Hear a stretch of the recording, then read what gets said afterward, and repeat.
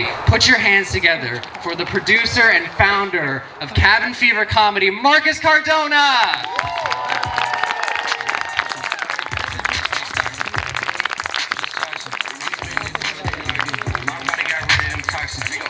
Sports in the top 10. Ooh. What's up, Cabin Fever? What's up, Portland? How are we doing tonight? Good, right? Yeah. Have you guys tried like recreating yourself during this pandemic?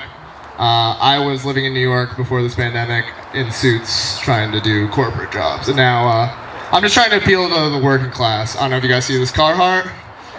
Working class, but it's a weird combo because I'm also wearing Crocs. I was working in advertising. I was coming up with campaign slogans, and the thing that I've known about Carhartt is it became like a hypebeast thing. It either became the most fashionable thing ever, or it just became like, this guy will fight you in Walmart. That's the same energy. I also started wearing Crocs during the pandemic because I just stopped caring and started living.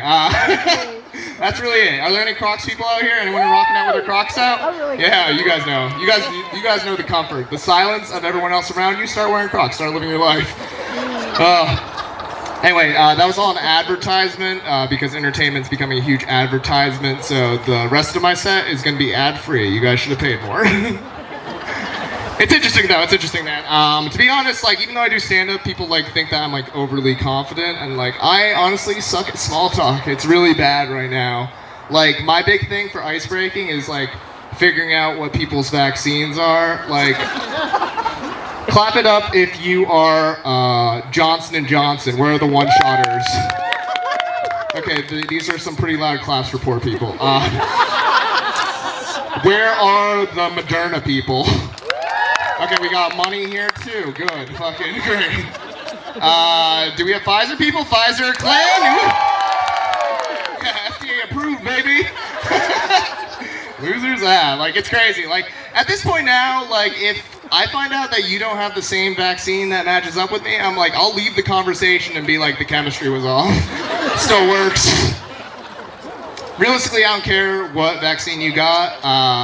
I was actually waiting for the vaccine to come in suppository form. So whatever your opinion on the vaccine, you could just like shove it up your ass, you know? Yeah. That's interesting though, yeah. I came back to Maine. I was doing comedy in New York, then I came back here. But I was repping Maine hard in New York and touring around the country. It was always fun because they'd always be like, guys, this next comic coming to the stage is from Maine. Then I'd show up and people forgot where Maine was. They're like, yo, they come in that color? What? Absolutely insane. Maine's the whitest state in the United States, guys. It's 98.2% white people. I'm Filipino. Any Filipinos in here? I saw a couple. Yo, Pinoy? Oh, what's up? Yo, are you a Ramos?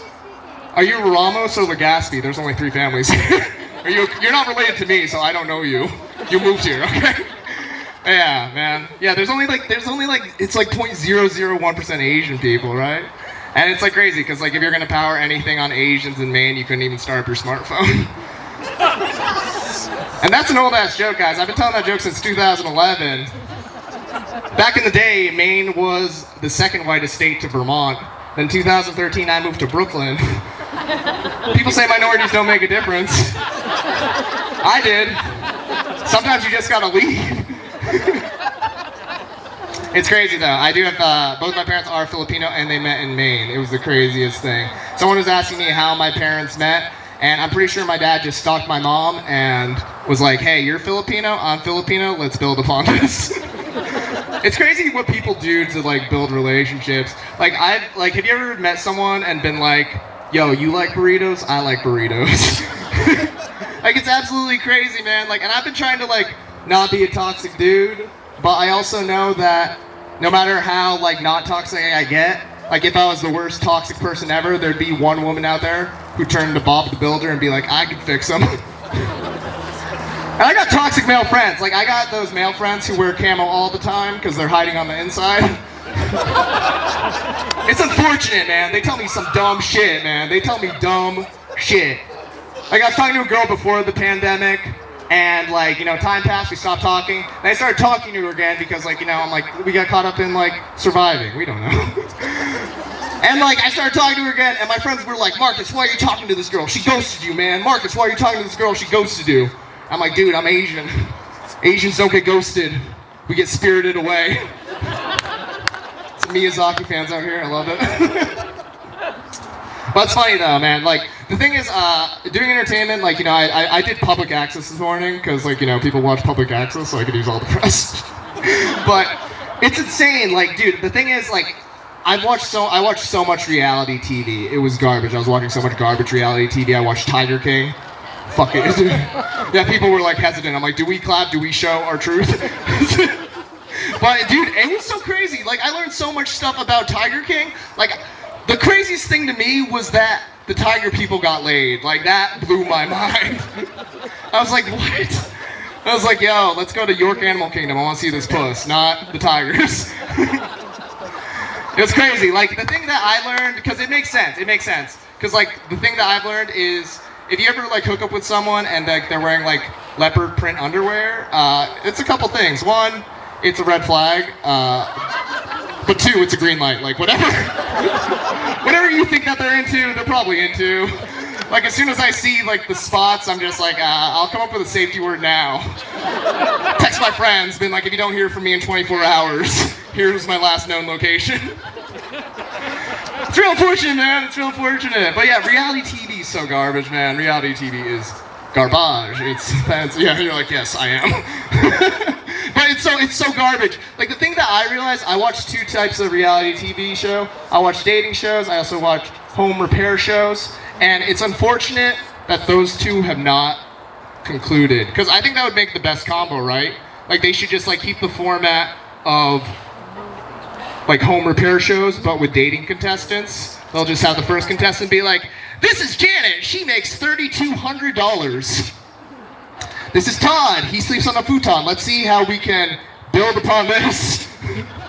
It's absolutely insane. It drives me nuts, man.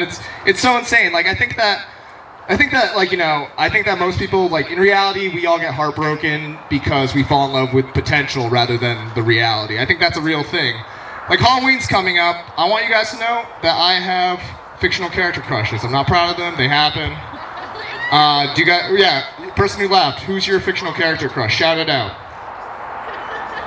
That was a laugh. Yes, that was not. Was it ha-ha? Is it, I don't know ha-ha-ha, but that's okay. Are you Team Edward or Team, like, you know, Jacob? Okay, no, nothing. Okay. An alpaca, I don't know what that means. Okay, anyway. But yeah, no, I had, like, my fictional character crush that I've had forever is Velma from Scooby-Doo. It's a real weird one, man. It's a real weird one. The thing that happens every Halloween is I see a bunch of Velmas dressed up for Halloween, and I have to talk to myself like a crazy person and be like, she just looks like her.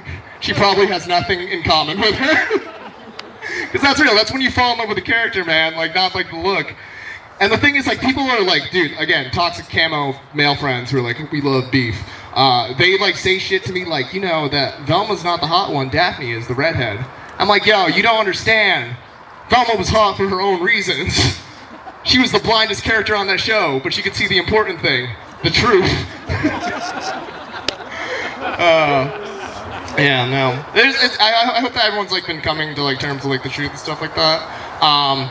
Having immigrant parents is hard because I don't know if you guys know anything about immigrant parents. They're always trying to, like, pure breed their grandkids.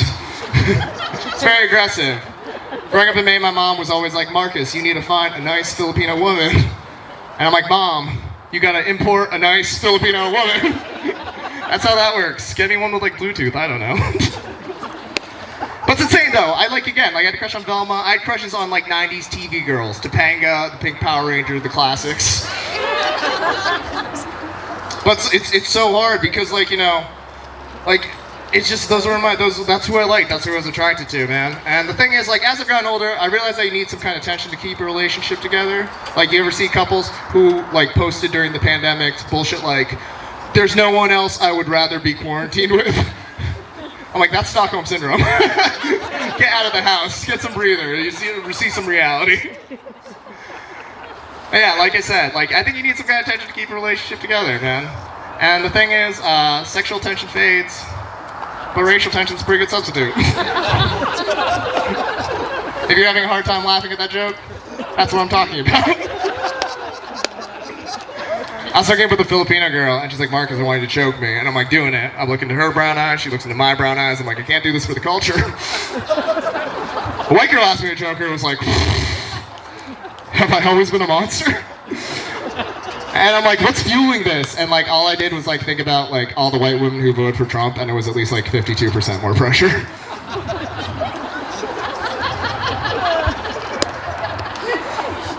I know the solution for racism, guys, but maybe we work our way out from the bedroom. We'll see what happens there. But yeah, guys, we sold out the show 11 times. I'm so happy to bring it out. You guys keep asking for it, we keep coming back, and I'm happy to bring this to you guys. So thank you, Portland. Enjoy the rest of the show.